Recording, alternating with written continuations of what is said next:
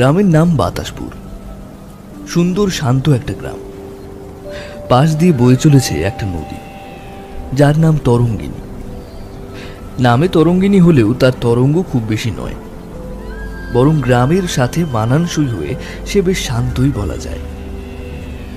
বর্ষাকাল ছাড়া তার এই রূপ সারা বছরই থাকে। নদীর ওদিকের পাড়াটাও বেশ পরিষ্কার দেখা যায়। ছবির মতো সুন্দর সেই গ্রামটাও। তবে বিশাল কিছু বড় না হলেও এই নদী গ্রামের একমাত্র সবার ভরসাস্থল। নদীর পাশ দিয়ে একটা ইট বিছানো কাঁচা রাস্তা চলে গেছে। ওখান দিয়ে সবাই যাতায়াত করে। তবে বেশ কিছুটা গিয়েই রাস্তা শেষ হয়ে গেছে, কারণ নদীটা এখান থেকে বেঁকে গেছে অন্যদিকে। তাই সারা বছর নৌকাই সবসময় সবার ভরসা। নদীর কাছাকাছি থাকে সুদীপরা। বাড়িতে তার বাবা মা আর দাদা প্রদীপ। সুদীপের বাবার কিছুটা জমি জায়গা আছে, সেটাতে চাষবাস করে দিন চলে যায় তাদের। যদিও বেশ কষ্টে সৃষ্টে, তবুও চলে যায় দিন। হয়তো গ্রামের লোকের চাহিদা কম বলে।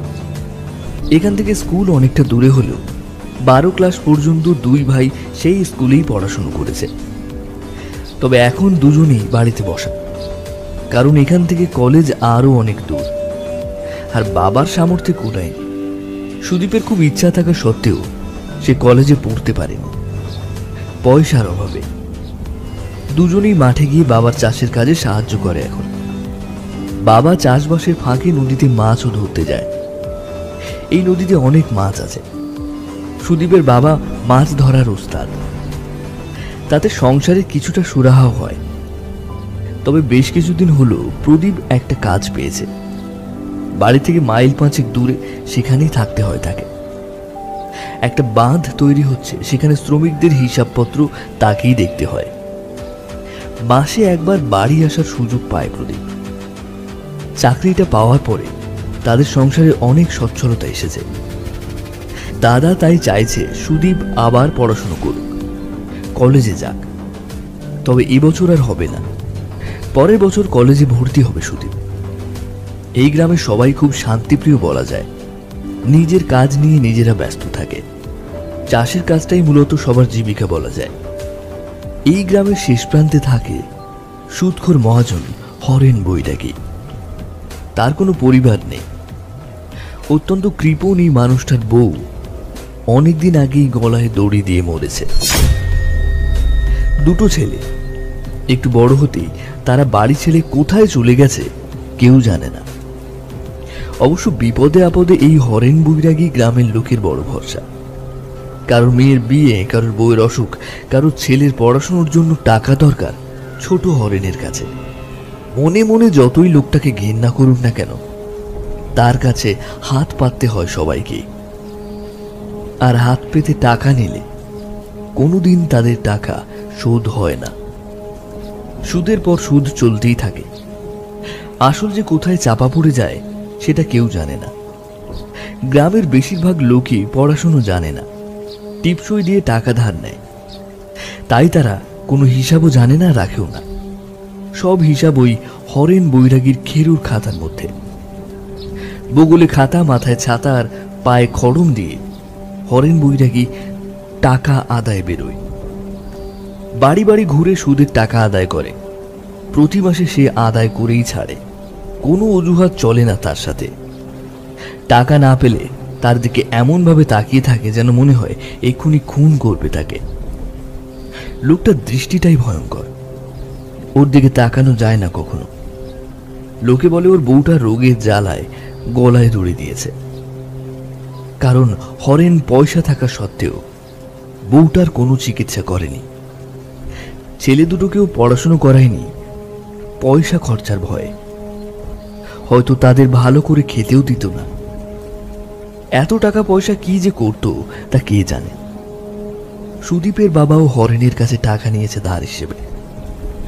সুদ দেওয়ার কোনো তাগিদ নেই, মাস গেলে সুদ ঠেকায় বলে। এই সুদ না পেলে সে ছেড়ে কথা বলে না। আজ কদিন প্রচন্ড বৃষ্টি আর ঝড় হয়েছে। মনে হচ্ছে যেন একটা প্রলয় কাণ্ড ঘটছে। বাড়ির বাইরে বেরোনোর কোনো উপায় নেই। নদীর জল ফুলে ফেঁপে একাকার হয়ে গেছে। আর নদীর মাছ সব উঠোনে খেলে বেড়াচ্ছে। সুদীপের বাবা রোজ খাপলা জাল দিয়ে উঠোন থেকে মাছ ধরছে, আর মা সেই মাছ দিয়ে ঝোল, ঝাল, ভাজা, চচ্চড়ি, টক সব রান্না করছে।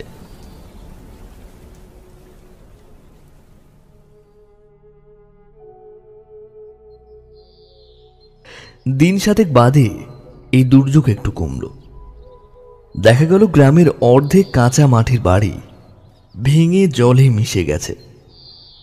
যদিও সবাই প্রাণে বেঁচে গেছে, সুদীপের বাড়িও আধকাঁচা, তবে বেশ পোক্ত, তাই কোনো ক্ষতি হয়নি।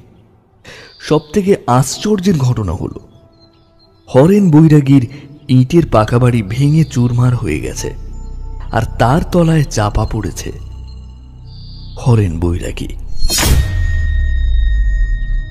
বেঁচে থাকার কোনো সম্ভাবনা নেই। কদিন হয়ে গেছে কেউ তাকে দেখেনি। গ্রামের লোকেরা তাই উপায়ন্তর না দেখে পুলিশে খবর দিল। পুলিশ এসে ধ্বংসস্তূপের ভেতর থেকে হারানের দেহ উদ্ধার করল। হাড়গোড়গুলো ভেঙে একেবারে দলা পাকিয়ে গেছে। সে দৃশ্য চোখে দেখা যায় না। পুলিশ তার ডেড বডি নিয়ে চলে গেল। পড়ে থাকলো হরেনের খড়ম, খাতা আর ছাতাটা। ঘরে আর বিশেষ কিছু জিনিসও ছিল না। হরেনের না হলো শ্রাদ্ধ, না পেল শান্তি। কেই বা করবে এসব? কে আছে ওর? ছেলে দুটোর খোঁজ কেউ জানে না। এরপর গ্রামের কিছু লোকের কাজ হলো হরেনের সম্পত্তির হদিশ করা। সবার ধারণা এত টাকাও নিশ্চয়ই কোথাও লুকিয়ে রাখত। কিন্তু সারা বাড়ি তন্ন তন্ন করে খুঁজেও কেউ একটা টাকাও পেল না। সবার খোঁজই সার হলো। যতই হোক এই গ্রামের লোক, তাই সবাই দুদিন এই মৃত্যু নিয়ে চর্চা করল। তারপর সবাই ভুলে গেল, আর নিশ্চিন্ত হলো কেউ আর তাদের টাকার জন্য তাগাদা দিতে আসবে না, আর আসল টাকাও ফেরত দিতে হবে না। সবাই মনে মনে আফসোস করছিল, হরেন মরে যাবে জানলে আরো বেশি করে টাকা ধার করত তারা। এখন আর কিছুই করার নেই। হরেন বৈরাগীর বাড়ি পাকা হলেও জীর্ণ দশাগ্রস্ত হয়েছিল। দাদুর তৈরি বাড়িতে কোনোদিন হরেন একটা পয়সাও খরচ করেনি। চারিদিকে ফাটল ধরেছিল, পলেস্তারা খসে খসে পড়েছিল।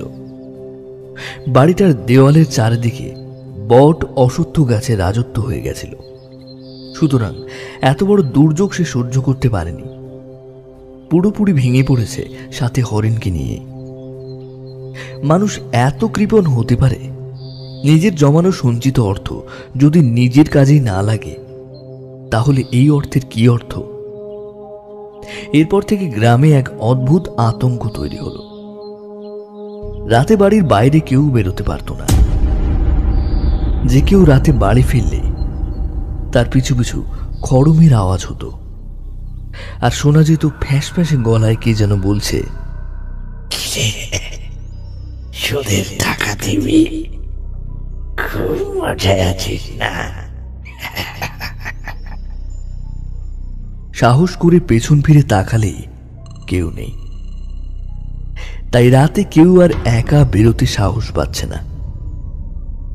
3-4 জন একসাথে বেরোয়, হাতে আলো নিয়ে। কিন্তু এরপর থেকে শুরু হলো অন্য ধরনের উৎপাত।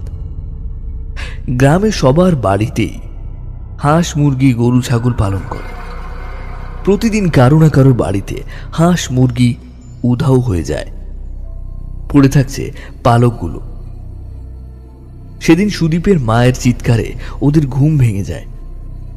উঠে দেখে উঠোনের একপাশে হাঁস মুরগির ঘরটা খোলা, আর সামনে সব পালকগুলো ছড়ানো রয়েছে। 6টা মুরগি আর 5টা হাঁস সব খেয়ে নিয়েছে কেউ। শিয়াল হবে নয়তো ভাম, এটাই সবাই আন্দাজ করল।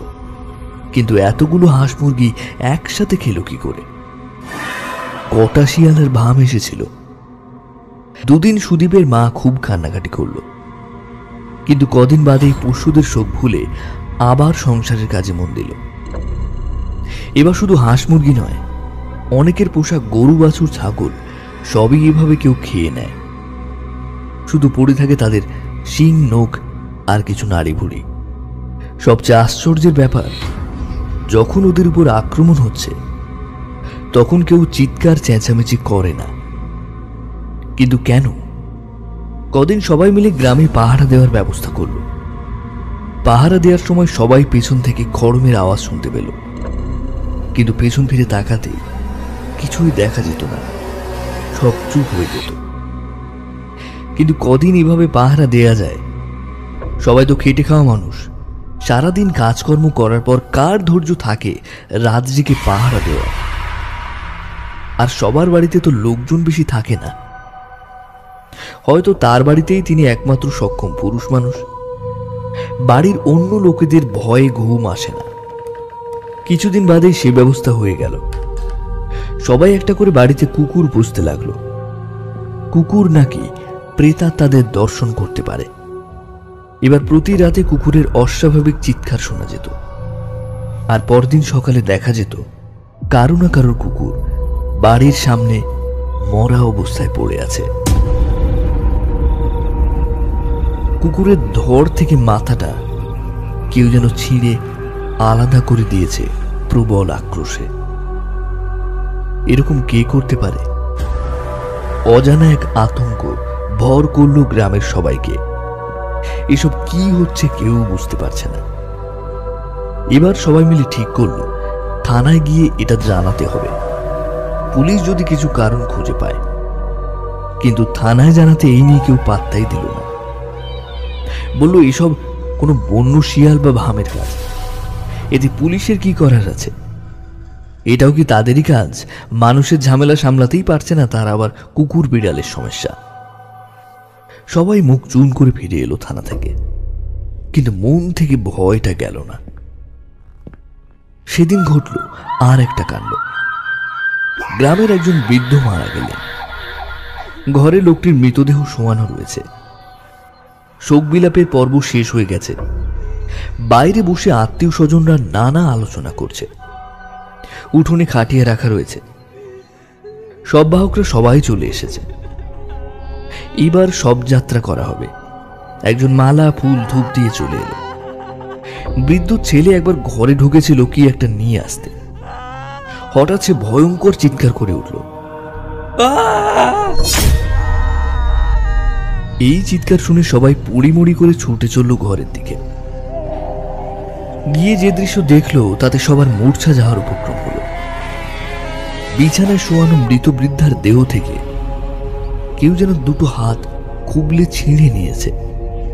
এরকম ভয়ঙ্কর দৃশ্য দেখে সবাই স্তম্ভিত হয়ে গেল। এটা কি করে সম্ভব? ঘরের সামনে লোক রয়েছে, কোথা দিয়ে কে ঢুকলো? যদি কোনো জন্তু জানোয়ারি হয় তাকেও তো সবার সামনে দিয়ে যেতে হতো।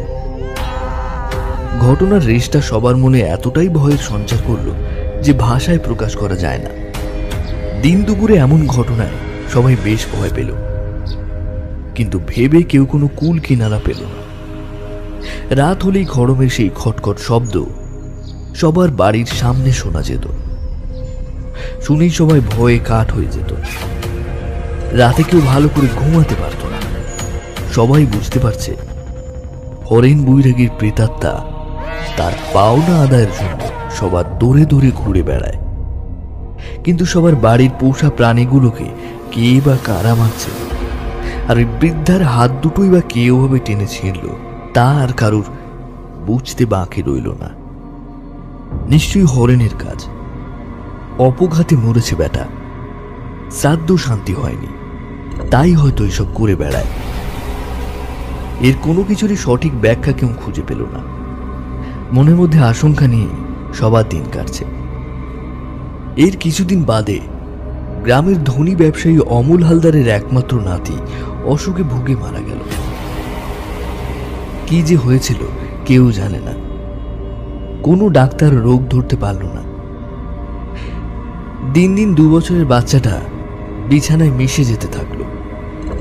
খাওয়া দাওয়া সব বন্ধ। ছটফটে ছেলেটা কেমন নেতিয়ে পড়লো আস্তে আস্তে। অমল হালদার এবার নাতিকে নিয়ে শহরে যেতে চাইল। যাওয়ার আগের রাতেই বাচ্চাটা মারা গেল। বাড়িতে সবাই শোকে মোহমান হয়ে পড়ল। নিয়ম অনুযায়ী এটুকু বাচ্চার দাহ হয় না, কবর দিতে হয়। কিন্তু অমল হালদারের পুত্রবধূ পাগলের মতো তাকে আঁকড়ে ধরে বসে রইল। তাই নদীর পাড়ে নয়, নিজের বাড়ির চৌহদ্দির মধ্যে বাগানেই তাকে কবর দেওয়া হলো। হালদারদের একটা বিলাতি কুকুর ছিল, সে সারাক্ষণ বাচ্চাটার সাথে খেলত। ওকে কবরে দেওয়ার পর কুকুরটা ওখান থেকে নড়তেই চাইছে না।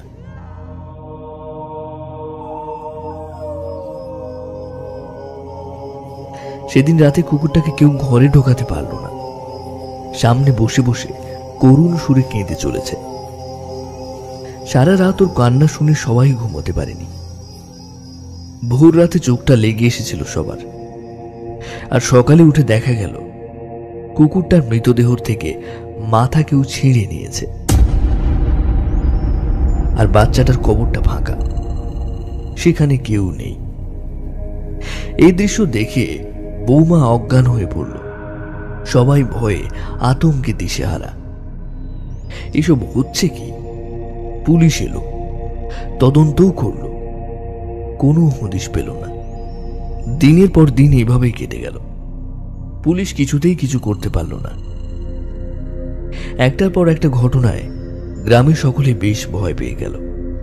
কিন্তু এরপর উৎপাত আরো বেড়ে চলল। এতদিন গরু ছাগল গবাদি পশুর মধ্যে চললেও এবার তা মানুষের দিকে হাত বাড়ায়।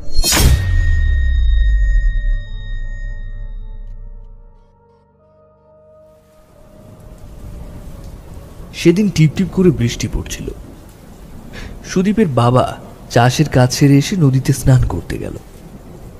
যাওয়ার সময় জাল আর মাছের বড় খলুইটা সাথে নিল। সুদীপের মা বলল, এই অবেলায় আবার এসব কেন? তাড়াতাড়ি চান করে এলেই তো হয়।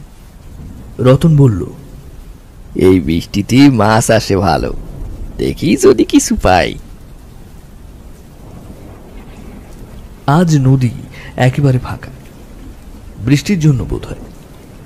একটা নৌকা বাঁধা আছে ঘাটে, যদিও মাছই নেই। প্রথম জাল দিয়ে বেশ কয়েকটা বড় সাইজের কাইন মাছ উঠে এলো। মাছগুলো খলুইয়ের মধ্যে ভালো করে রেখে আবার জাল ছড়ালো নদীতে। এবার হঠাৎ রতনের মনে হলো জালে বিশাল একটা কোনো মাছ পড়েছে। জালটা সে টানতে পারছে না একা। চারদিক তাকিয়ে একটাও লোক দেখতে পেল না যাকে একটু সাহায্য করতে বলবে। এদিকে জালটা ভারী হয়ে যাচ্ছে আর টেনে নিয়ে যাচ্ছে তলার দিকে। এবার রতনের ভয় লাগতে শুরু করলো। জালটা নিচের দিকে কে টানছে? কোনো মাছ তো নয়, ওটা তো সামনে এগোনোর কথা। কোনো রকমে পারছে না ছাড়াতে। ঘেমে নিয়ে অস্থির হয়ে যাচ্ছে, দম বন্ধ লাগছে। জালটা ছাড়াতে পারছে না কিছুতে। যেন তাকে আষ্টে পৃষ্ঠে জড়িয়ে ধরছে জালটা। মনে হচ্ছে যেন নদীর তলদেশে টেনে নিয়ে গিয়ে তাকে কেউ ডুবিয়ে মারতে চায়। রতন এবার ইষ্ট নাম জপ করতে লাগলো। তারপরে হঠাৎ জালটা হালকা হতে শুরু করলো। আর সময় নষ্ট না করে জাল ফেলে রতন ক্রমে পাড়ে উঠে এলো। শরীরে আর এতটুকুও শক্তি নেই। নিজেকে আর সামলাতে না পেরে ধপ করে বসে পড়ল ওখানে। কিরে দীপু, তোর বাবা সেই কখন গেছে নদীতে? এতক্ষণ লাগছে কেন? একটু এগিয়ে দেখ তো, কি হলো মানুষটার? মায়ের কথা শুনে দীপু তার কাজ ফেলে চলে গেল নদীর পাড়ে। গিয়ে দেখলো তার বাবা নদীর ঘাটে শুয়ে আছে। অবাক হয়ে নেমে গেল নিচে।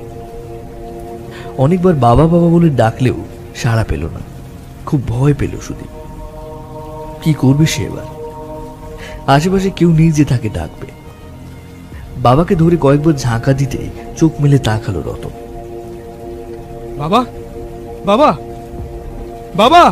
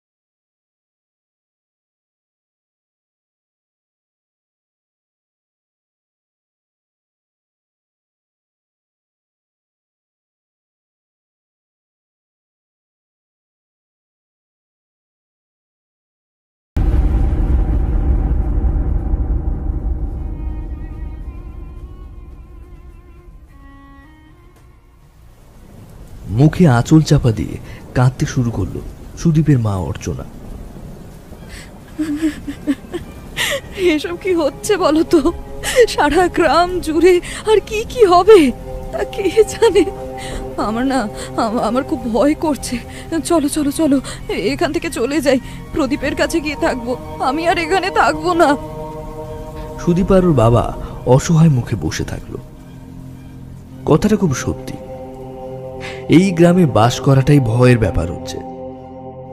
রাতে কেউ ঘুমোতে পারছে না। এবার ছুটিতে প্রদীপ বাড়ি এলে অর্চনা তাকে ধরে বসে ওর চাকরি স্থলে বাড়ি দেখার জন্য। প্রদীপ সব শুনে বলল, মা তো ঠিকই বলেছে, এখানে এভাবে থাকা যায়। আমি ফিরে গিয়ে থাকার ব্যবস্থা করব। মা, তুমি ভেবো না। কিন্তু আমার জমি জমা চাষবাস এইসব ফেলে রেখে চলে যাব? আরে আগে প্রাণটা বাঁচাও, পরে সব দেখা যাবে। সব কিছু ঠিকঠাক হলে আবার এখানে ফিরে আসবে। তাছাড়া দীপুর কলেজটাও কাছে হবে আমার ওখান থেকে, কত সুবিধা হবে বলো তো। প্রদীপের প্রস্তাবে সবাই খুশি হলেও রতন শুধু আনমনা হয়ে কিছু ভাবতে থাকে। প্রদীপ তার কর্মক্ষেত্রে ফিরে গিয়ে থাকার জন্য বাড়ি খুঁজবে বলল মাকে। হরেন বৈরাগীর বাড়িটা দিন দিন জঙ্গলে ভরে যাচ্ছে। সেদিন কিছু সরকারি লোকজন এসে বলল বাড়িটার মধ্যে একটা স্বাস্থ্য কেন্দ্র খোলা হবে। শহর থেকে অনেক ডাক্তার আসবে, টিকিট করে সবাইকে দেখবে। এখানে ভালো ডাক্তারের অভাব, গরিব লোকেরা তো হাতুড়ে দিয়েই কাজ সারে। খবরটা শুনে গ্রামের লোকের আনন্দ আর ধরে না। রাস্তাঘাট নেই, এইভাবে কেটে যাচ্ছে বছরের পর বছর। গরিবের প্রাণের কোনো দাম আছে কি? তবে ডাক্তার তো আর নৌকো করে আসবে না, তাদের গাড়ি চলাচলের জন্য রাস্তা করতে হবে। তাই একদিকে রাস্তার কাজ শুরু হলো, অন্যদিকে হরেন বৈরাগীর বাড়ির ধ্বংসস্তূপ সরানোর ব্যবস্থা হলো। 6 কাঠা জমিতে ভালোই হবে স্বাস্থ্যকেন্দ্র। সবাই প্রশ্ন তুলল, যদি তার ছেলে ফিরে আসে কোনোদিন, তারা কোথায় থাকবে? সরকারি কর্মকর্তারা বললেন এতদিনেও যখন আসেনি, আর কবে আসবে কে জানে। আর যদি আসেও, একতলায় স্বাস্থ্যকেন্দ্র, দোতলায় তাদের থাকার ব্যবস্থা করে দেওয়া হবে। সবাই শুনে আশ্বস্ত হলো। একদিকে স্বাস্থ্যকেন্দ্র আর একদিকে পাকা রাস্তা হবে। গ্রামের লোকের আর আনন্দ ধরে না। এরকম দিন তাদের জীবনে আসবে তারা সেটা স্বপ্নেও ভাবেনি। যদিও অনেক সময় লাগে, তবুও হবে তো নিশ্চয়ই। সকাল হতেই সেই উৎসাহী লোকেরা ভিড় জমায় হারানের বাড়ির সামনে। বাড়ির সামনের দিক পরিষ্কার হতে দেখা গেল পেছন দিকে একটা চৌবাচ্চা করা আছে, যেটা খোলা নয়, উপরটা পুরোপুরি ঢালাই দেওয়া, আর দুপাশে দুটো আংটা মতো লাগানো, যাতে খোলা যায় এবং লাগানো যায়। এরকম আজব চৌবাচ্চা কেউ কখনো দেখেনি। কি কারণে এমন চৌবাচ্চা বানানো হয়েছিল তা কে জানে। তবে কি আর করা যাবে, ভাঙা তো শুরু করতেই হবে। ভেতরে কি আছে কে জানে। এতদিন একটা জঙ্গলে ঢাকা ছিল বলে কারুর নজরে আসেনি। অবশ্য হারানের বাড়িতে কেউ কোনোদিন পা রেখেছে বলে তো মনে হয় না। চৌবাচ্চাটা ভাঙা হতেই যা দেখা গেল তা কেউ কোনোদিন স্বপ্নেও ভাবেনি। পাশাপাশি দুটো কঙ্কাল শোয়ানো আছে, আর সাথে দুটো বাক্স, যার মধ্যে একটায় সোনার চাকতি আর একটায় রূপোর চাকতি ভর্তি। এইরকম ঘটনায় সারা গ্রামে সাড়া পড়ে গেল। দুটো কঙ্কাল মানে হরেনের 2 ছেলেই হবে। তাদের মেরেছিল কে? হরেন নিজেই নিশ্চয়ই, নইলে ওই সোনার উপর ভর্তি বাক্সটা কে রাখবে ওখানে? এরকম নৃশংস মানুষ হতে পারে নাকি? নিজের ছেলে দুটোকে মেরে ওই চৌবাচ্চার মধ্যে রেখে দিয়েছে জগ করে তার ধনসম্পত্তি পাহারা দেওয়ার জন্য।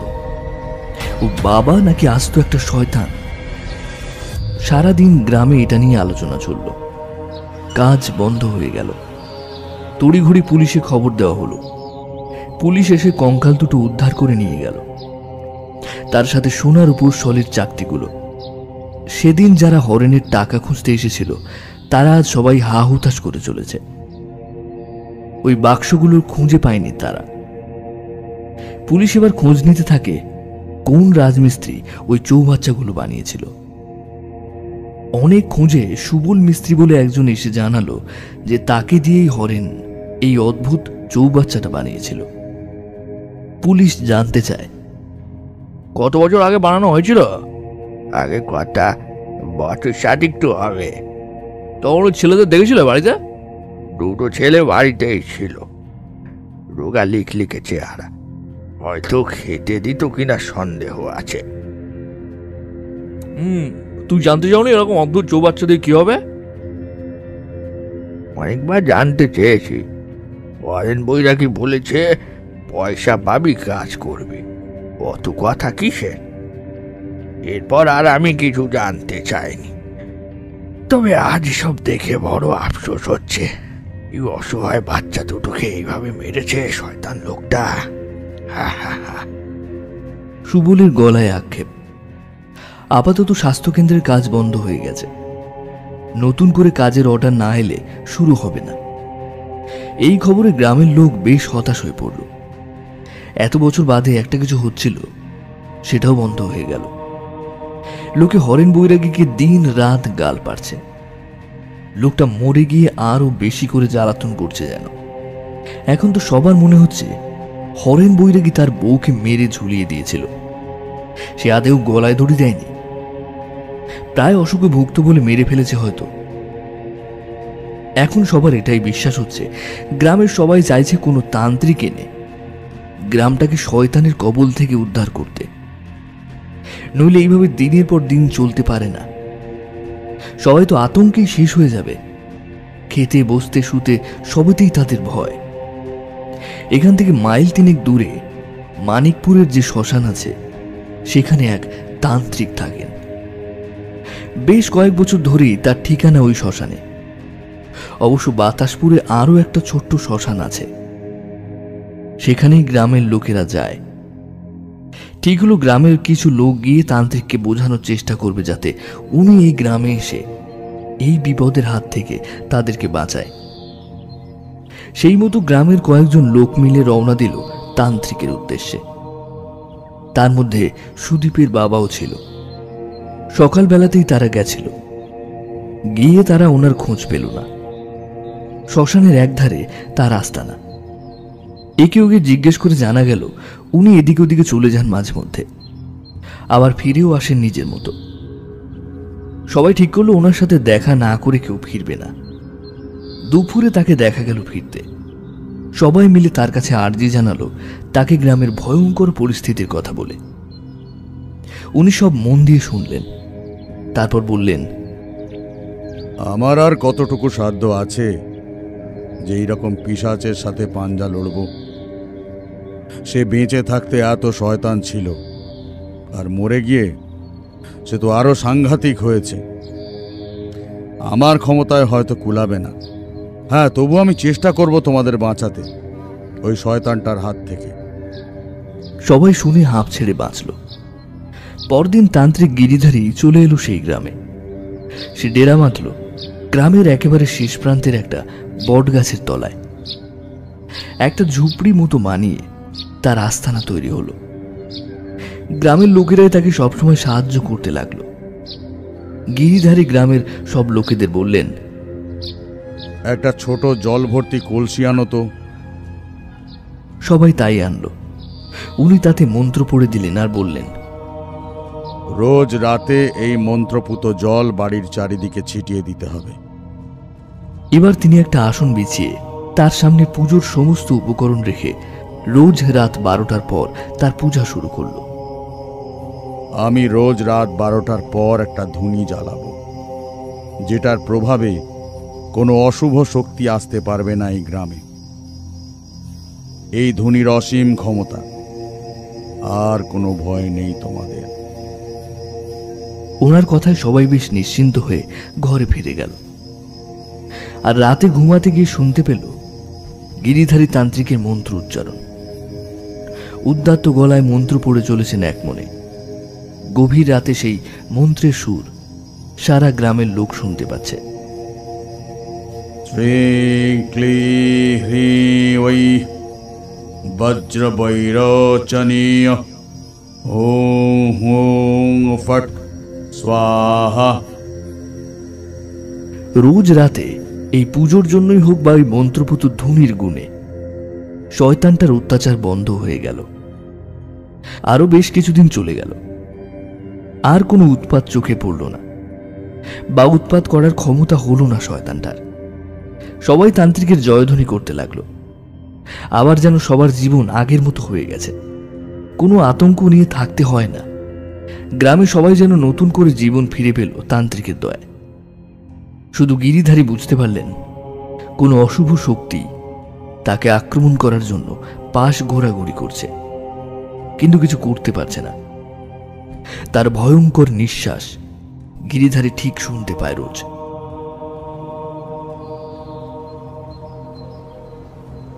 একদিন গ্রামের সবাইকে জড়ো করে গিরিধারী প্রস্তাব রাখলেন, এখানে একটা কালী মন্দির করলে কেমন হয়? তোমরা সবাই যদি মত দাও তবেই আমি এগোব। দেখো, কালী হচ্ছে শক্তির দেবী, তার অধিষ্ঠানে অশুভ শক্তি পরাজিত হয়। এই গ্রামে তো কোনো কালী মন্দির নেই বোধহয়। সবাই শুনে এক কথায় রাজি। সত্যি তো, এই গ্রামে কোনো কালী মন্দির নেই, আছে এক শীতলা মন্দির। গিরিধারী বললেন, এখন মুলি বাঁশের বেড়া দিয়ে মন্দিরটি তৈরি হবে, পরে যদি সুযোগ হয় তবে পাকা মন্দির হবে। যে যেমন পারবে সাহায্য করবে, তবে হ্যাঁ, কোনো জোর খাটানোর ব্যাপার নেই। যা টাকা উঠবে তাই দিয়েই প্রতিষ্ঠা হবে মায়ের মন্দির, আর টাকা পয়সার ভারটা তোমাদের নিতে হবে। তবে আমার ইচ্ছা, পরের মাসের অমাবস্যায় মূর্তি প্রতিষ্ঠা করা হবে। সেভাবেই সবকিছু এগোচ্ছিল। গ্রামের লোকেরা উৎসাহে কোমর বেঁধেছে মায়ের মন্দির তৈরি হবে বলে। বিকেলে সবাই বটতলায় জমায়েত হয়েছিল মন্দিরের ব্যাপারেই কথা বলতে গিরিধারী বাবার সাথে। তখনই সবার চোখে পড়ল ঈশান কোণে একটা কালো মেঘ জমেছে। এই মেঘে দুর্যোগ না হয়ে যায় না। সবাই মিলে গিরিধারী বাবাকে অনুরোধ করল, বাবা, আজ রাতে আপনি অন্য কোথাও আশ্রয় নিন, এখানে ঝড় বৃষ্টি থাকবেন কি করে? উনি হেসে উত্তর দিলেন, তোরা তো ভাবিস না আমার জন্য। আমাকে এখানেই থাকতে হবে। এখানে গণ্ডি কেটে রেখেছি, পুজোর আসন পাতা এখানেই। এখান থেকে যেতে পারবো না আমি। কিন্তু এত ঝড় বৃষ্টিতে ঝুনি জ্বালানো তো মুশকিল হবে। সে কি আর করা যাবে? ঝড় বৃষ্টি কমলে তখন না হয় জ্বালাবো। প্রকৃতির সাথে তো মোকাবিলা করা যায় না বাবারা।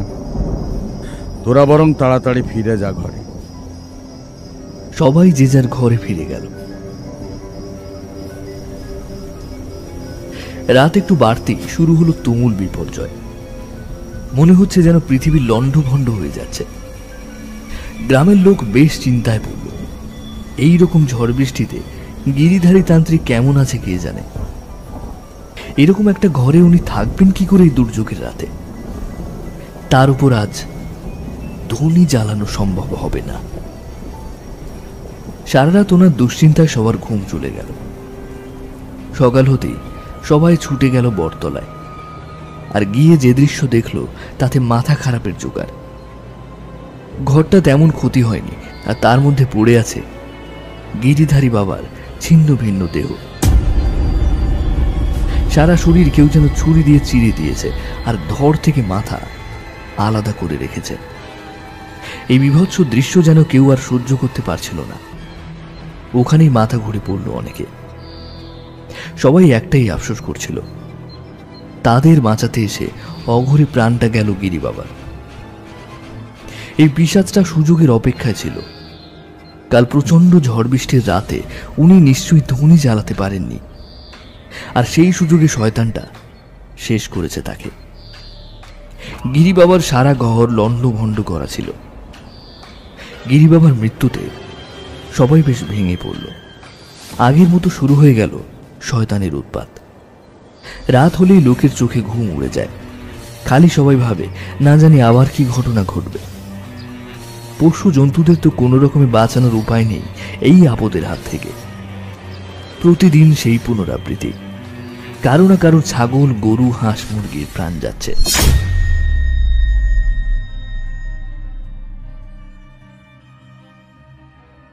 সুদীপরা এখন তার দাদার ওখানেই থাকে। গিরি বাবা মারা যাওয়ার পর ওর মা আর এখানে থাকতে রাজি হয়নি।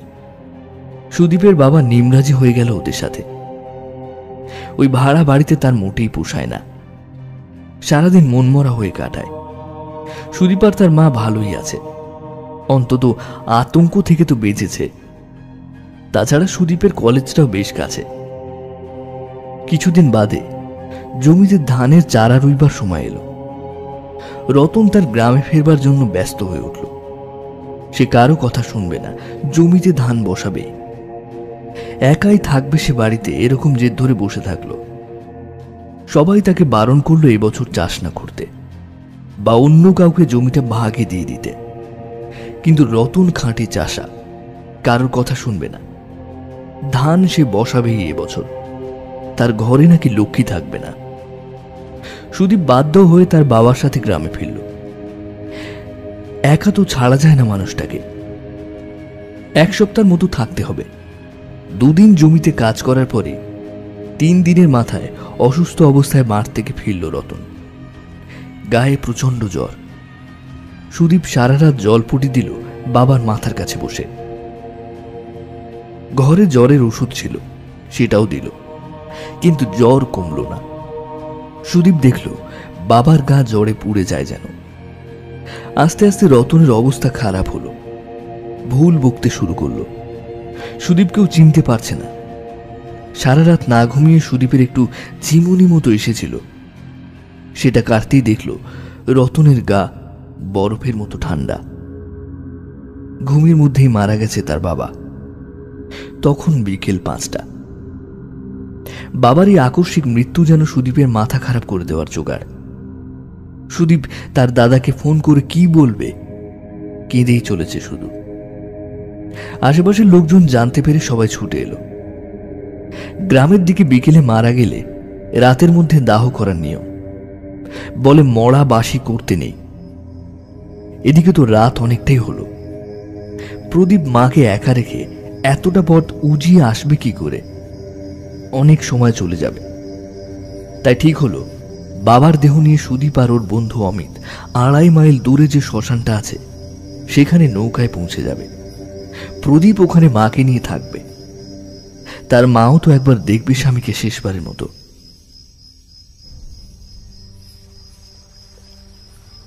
শোকতাপ ভুলে সুদীপ তার বন্ধুকে নিয়ে জলপথে রওনা দিল মানিকপুর শ্মশানের উদ্দেশ্যে। নৌকায় সে আর অমিত ছাড়া আর কেউ নেই। ছইয়ের ভেতর শোয়ানো রয়েছে রতন। নৌকো ছাড়ার মুহূর্তে 2জন লোক এসে বিনা অনুমতিতে তড়ি ঘড়ি উঠল নৌকায়। তাদের সারা গা মুখ চাদরে ঢাকা। মাঝি জানতে চাইল, আপনারা কোথায় যাবেন কথা? তাদের মধ্যে একজন ফ্যাঁসফ্যাঁসে গলায় উত্তর দিল, মানিকপুর যাব। মাঝি কোনো কথা না বলে নৌকা ছেড়ে দিল। নৌকা চলেছে আর সুদীপের মনের মধ্যে চিন্তায় তোলবাড় হচ্ছে। না জানি মা এই শোক কিভাবে সামলাবে, বাবার কেন যে এমন হলো। আর অমিত শুধু ভাবছে নৌকায় জোর করে ওঠা লোক দুটোর কথা। ওরা অনেক দূরে চলে এসেছে। অমিত এবার জানতে চাইল, আর কত দূর মাঝি ভাই? বেশি নাই। নৌকায় ঝোলানো হ্যারিকেনের আলোয় হঠাৎ অমিতের চোখে পড়ল এই লোকটার দিকে। কি যেন খাচ্ছে অতি তৃপ্তির সাথে। চোখ দুটো লোভে চকচক করছে। আর তখনই সে দেখল সুদীপের বাবার একটা কাটা পা। মনে হচ্ছে কেউ যেন কেটে নিয়েছে এরকম। অমিতের সারা শরীর থরথর করে কাঁপতে লাগলো। কিছু একটা উপায় বার করতেই হবে তাকে, নইলে কেউ তারা বাঁচবে না। নৌকায় যারা উঠেছে তারা মানুষ নয়। সুদীপ কিন্তু খেয়াল করেনি এসব ঘটনা। অমিত এবার ঠেলা মারে। আতঙ্কে মাথা কাজ করছে না কারণ। কি করবে কেউ বুঝতে পারছে না। আজ মাঝির নৌকায় মশালও নেই। বাঁচতে চাও তো জলে ঝাঁপ দাও সবাই। বলেই জলে ঝাঁপ মারল। মাঝি ও সুদীপ তার সাথে ঝাঁপালো। যদি পেছন ফিরে তাকাতো তবে দেখতো সেই পিশাচ দুটো দুজোড়া চোখ যেন জ্বলছে নিষ্ফল আক্রোশে, তার শিকার হাতছাড়া হওয়ার রাগে।